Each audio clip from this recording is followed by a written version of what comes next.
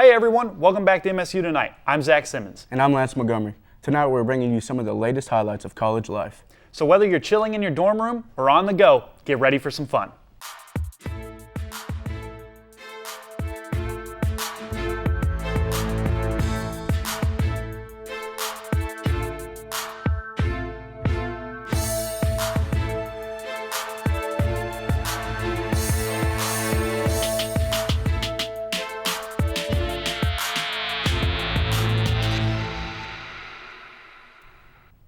Tonight, you'll find out what's been going on with Murray State athletics. And if you stay tuned, you'll witness some questionable debating. So now let's dive into this week's episode, which means it's time for Hot Topics.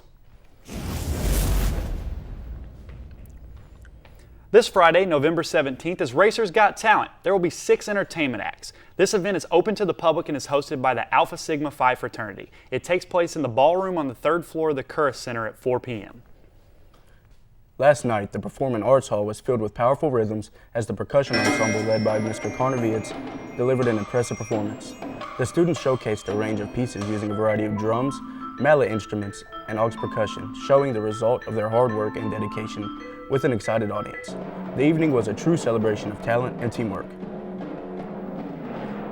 Murray State's Alpha Gamma Delta chapter recently held their annual Rockathon, an exciting musical event with a mission to fight hunger. The event brought together sororities and fraternities across campus, each performing choreographed dance and lip sync routines with song sets ranging widely in style and theme, ensuring an entertaining show for all. Each group's creativity and energy were on full display as they competed with their performances scored by a panel of judges.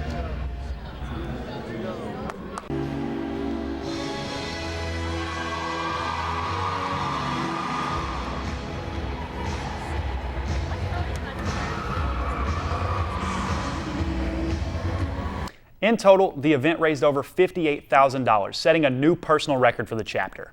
That's all for Hot Topics. Stay tuned for the Stadium Lot coming up next.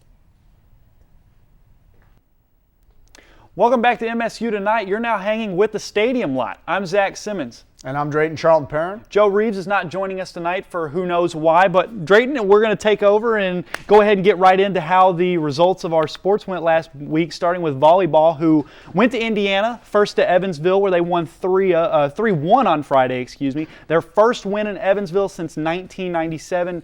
Drayton, 4 racers finished with double-digit kills. What were your thoughts on that game? Yeah, so this is what Murray State volleyball has done all season. They already beat Evansville earlier in the season. They also already beat Indiana State earlier in the season.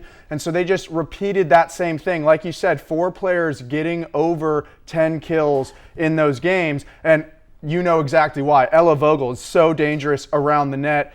Lily Burnett, I know she's done such a great job, and she can jump so high. Like, her head gets over the net, so she's done a great job. Bailey Demir is such a great setter for this team. She has over 700 assists on the season, which is such a great number. Yeah. And when you put those weapons around her like that, it makes that team so lethal. So they went into Indiana that week, and they just sweeped it. They just took the wins, and now they're moving on, and that's why they're one of the top 5 teams in the conference. Absolutely, and they did beat Indiana State 3-0 with Darcy Metzger and Ella Vogel both totaling 14 kills. Moving to football, they played a competitive game for a little bit, still didn't get the result they want. They lost 59-31 to Missouri State. Graduate quarterback Jaden Johansson threw for 249 yards and 1 touchdown as well as a pick. He also ran in for a touchdown, which they seemed to game plan for, Drayton.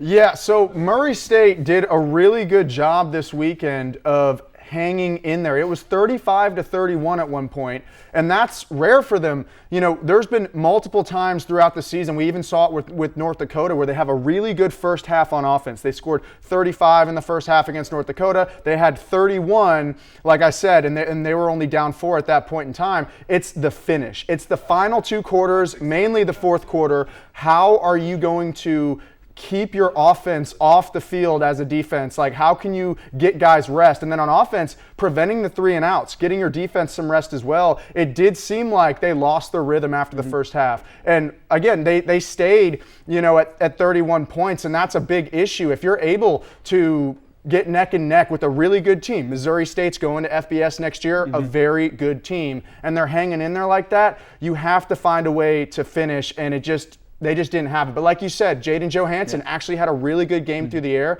He'd been struggling all season, 9 interceptions, only throwing 6 touchdowns. So to get over 250, I think that's a big confidence booster. And now heading into another SEC opponent, Kentucky, next week, he's really going to need that confidence. Yeah, absolutely. And we're excited that they at least have started to figure out the pieces. We've talked multiple times about this being a gauntlet of a schedule for Coach Wright in his first year. Moving on to basketball, men's basketball, we're going to start with them. They traveled to Pittsburgh last Friday where they met with the Pitt Panthers. They had the lead at a couple different points about 3 times throughout the game, but ultimately fell to the Panthers. Score 83-68. They were led by Terrence Harcum. Before he fouled out, he had 15 points, 3 rebounds, 3 assists.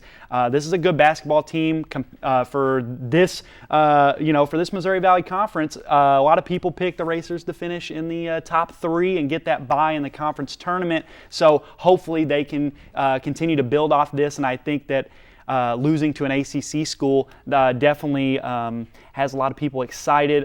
Going to women's basketball, who played earlier today, they lost 82-75 to the reigning Ohio Valley Conference champions in Southern Indiana. They are in year 3 of 4 in their transition period from D2 to D1. The Racers were led by sophomore guard Haven Ford. She posted a double-double with 22 points and 10 rebounds. Drayton, we look ahead to this weekend. Volleyball playing their last 2 home games of the regular season. They're going to host Bradley on Friday and Illinois State on Saturday. What are your thoughts on those matchups? Yeah, so Bradley's a really good team. Murray State lost to them earlier in the season, so they are really going to need to find a way to dig deep for that win. Now, one thing Murray State has been great at all season in volleyball is coming back from deficiencies. They've been down 2 sets and come back for reverse sweeps, and they've done this at home. And they've found a lot of success at home, and that's huge for a team like Murray State. And so now they get back-to-back home games, Friday, Saturday, a nice doubleheader. Their last 2 home games of the season, so they're going to be energetic. They're going to bring, everything they have, because they not only want to finish the season strong and not want to finish their home season strong, but even just finishing in the conference, because they go out and beat Illinois State. Illinois State is another team that is one of the top teams in the MVC. They always compete week in, week out. And so when you're Murray State, who's hiding somewhere in the midfield, they're at 4 right now, it's every win counts. You know what I mean? That gets you another win in the MVC. That can put you up one more spot. So everything matters at this point, and I think the Racers know that. The Racers also will play Belmont on the road to conclude their regular season schedule. And for anybody interested, me and Drayton will be on the call for the Illinois State game on ESPN Plus on Saturday. Looking ahead to women's basketball as their season starts to get underway. They have played these 2 OVC schools. Now they jump to a tough task. They are going to LSU to see Kim Mulkey and the Tigers. First ever meeting between the 2 schools. It's going to be an awesome game. It's going to be a great atmosphere down there in the Bayou. Everybody's excited about that. Men's basketball on Saturday will play the Middle Tennessee Blue Raiders. Murray State won the last meeting 75-54, so pretty comfortably. The Racers lead that all-time series 8-7. This is concluding a home and home. And then also on Saturday, we kind of alluded to it earlier, football traveling to Lexington to play the Kentucky Wildcats. This is the second SEC team they've played on the year. We've beaten to a pulp how much of a gauntlet this football schedule is, and this just completely reiterates that point. So Murray State actually had the hardest schedule in college football this year. 2 SEC teams, and then the MVC gauntlet, because in FCS football, the Missouri Valley is the SEC, right? That is the top conference. Almost every team in that conference is going to be ranked at some point in the season, if not all at the same time. And so every week is going to be a really tough game. Obviously, their non-conference games this year, Mississippi Valley, that was a free win for Murray State. They should have definitely won that game, and they took care of business. Butler was supposed to be another one that they should have won, and they lost. And so the thing is, the reason why that loss was so big for Murray State is because the rest of their season, they're only playing really good teams, way better teams. Yes. And you've seen that, and they've been struggling. And so now going to an SEC school, Week 11, you're banged up. You've now lost 8 straight games, right? You're hurting, you're feeling tired, you're feeling sore, and now you got to go to Lexington and face off against the Wildcats, who they're not having a great season in the SEC. but that's still different football. Yeah. Week in, week out, they play the Alabamas, the Tennessees, so that's going to be a really tough matchup. And I think if I were to give a honest prediction, I think it's going to be closer to what happened against South Dakota. I think the score is probably going to be something like 70-0. Yeah, I think the Racers may be able to sneak a score or two past the Wildcats, hopefully leading into this game against Missouri State. Jody Wright on the Racer Report said that they had 43 players on their injury report, which is insane when you consider just, I think NFL roster's 52, so that would leave only like 9 people if my math is correct there.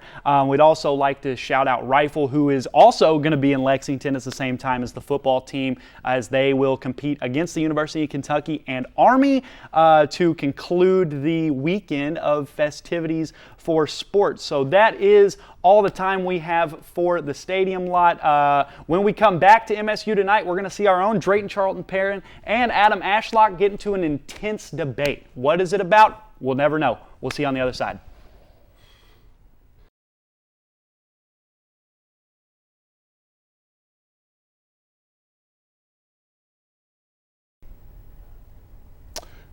Good evening and welcome to tonight's debate, yes versus no. Our first topic tonight is, was JFK an inside job? So, Drayton, if you'll start us off this evening. Oh, it absolutely was an inside job. John F. Kennedy got shot by a member of the CIA. They planned this out. This took months of planning, if not years. Basically, they just didn't like his politics, and they found a way to monetize off of getting him killed.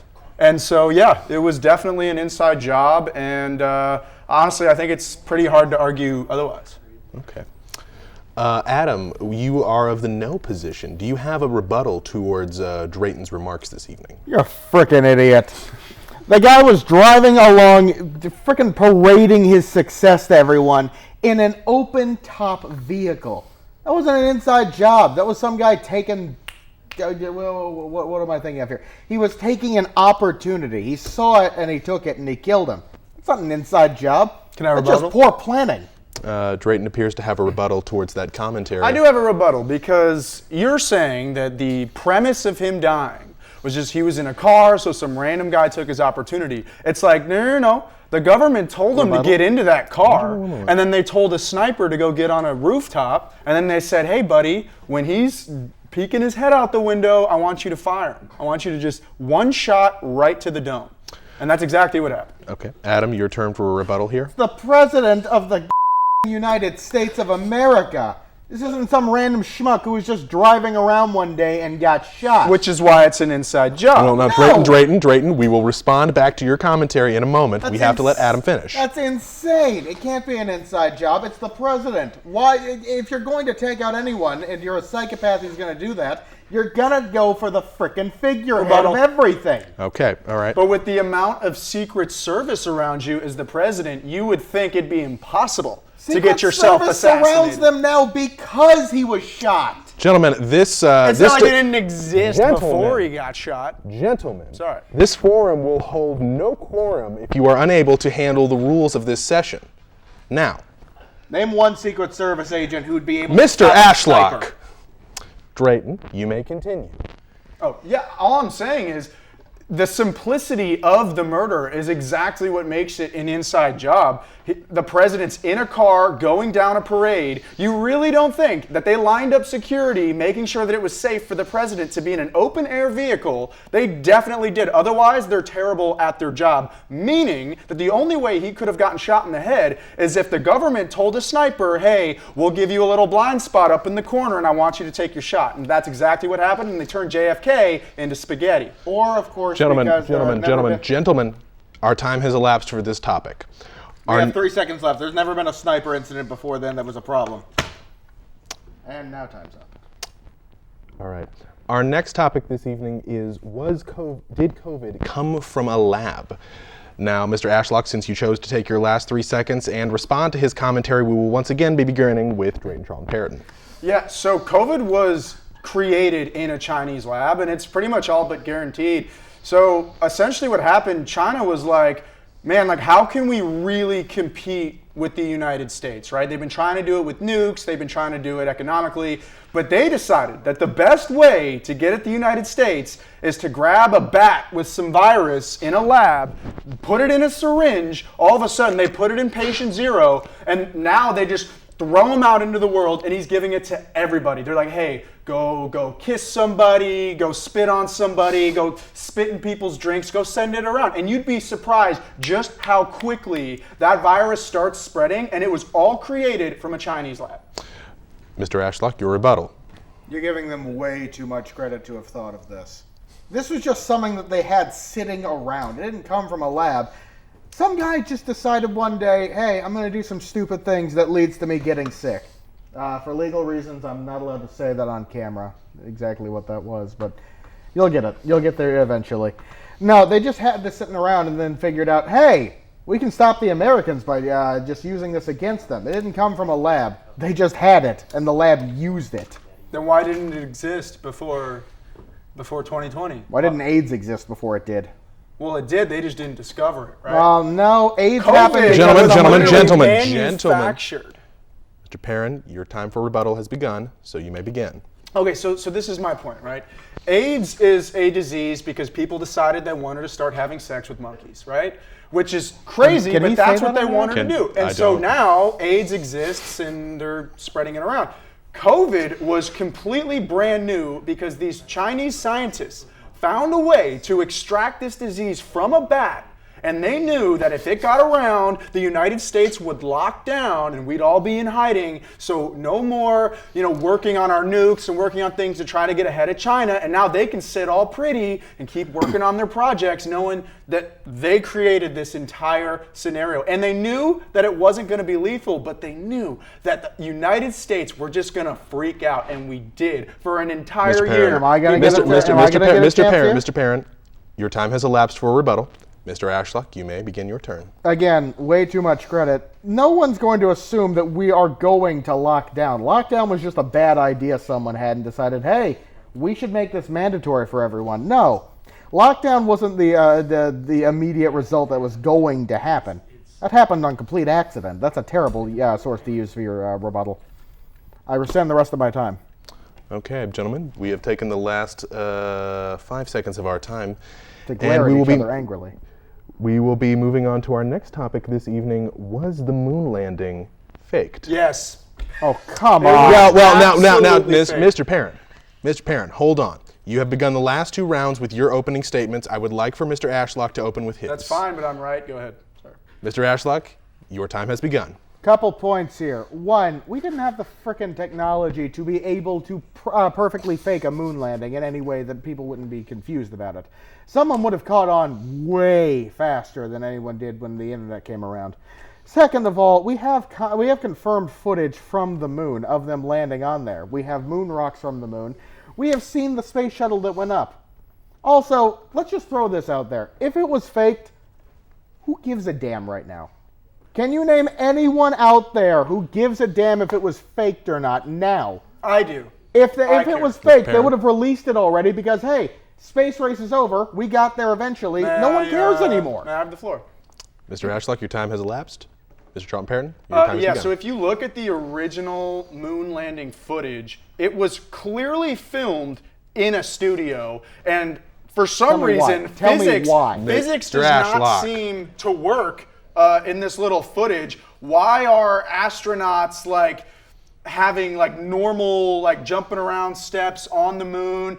How come the texture of the moon literally just looks like a beach? They literally just I'm went sorry, out. you've been to the moon? They threw some sand just into a studio and they started just playing around like they were 5-year-olds with their shovels, just cooking it up. And then guess what? In the press conference where they interviewed Mr. Who was on that first space expedition? You tell me. Armstrong. You tell me, smart guy. Neil Armstrong, right. So Neil Armstrong, in his press conference, he said, people asked him, was the moon landing fake? It looked fake and all that stuff. And he literally sits there and he's like, honestly, there's nothing else to say about this. And he was just avoiding the question. He didn't even confirm if it was real or fake, which you would only do if it was fake. So, fake. Or, of course, you Mr. could just be trying to lead people to create more conspiracy theories to keep people stupid. That seems like a very good use of power, in my opinion. Think about that. You create a bunch of random conspiracy theories. Obviously, lizard people did 9/11. Obviously, the moon landing was faked on Venus.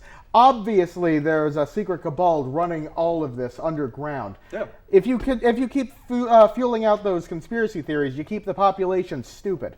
You don't have to admit to anything. No, it's the opposite, because actually, as it turns out, that all of these tinfoil hat conspiracy theories are actually the truth. That is not correct. And the government's Ashlock? trying to tell you that they're conspiracy theories and that they're just wild, outlandish, fake stories in order so that you feel stupid, which you already said the government wants you to feel stupid. So they tell you that's a conspiracy theory, you're stupid, when in reality that was the truth. And now you think you're dumb, but now you're actually dumb because you're believing what isn't the truth. And that's how the government wins. Moon landing was fake. It was not faked.